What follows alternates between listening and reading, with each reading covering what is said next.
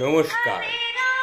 অহংকার আর হিংসা সর্বদা পরিত্যাগ করবে, কারণ অহংকার আর ঈর্ষা এই দুটোই পৃথিবীর সবথেকে ক্ষতিকারক জিনিস।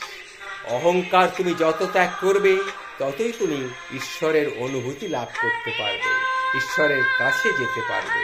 তুমি কতটা শিক্ষিত, তুমি কতটা দেখতে সুন্দর, এটা কিন্তু বিচার্য বিষয় নয়।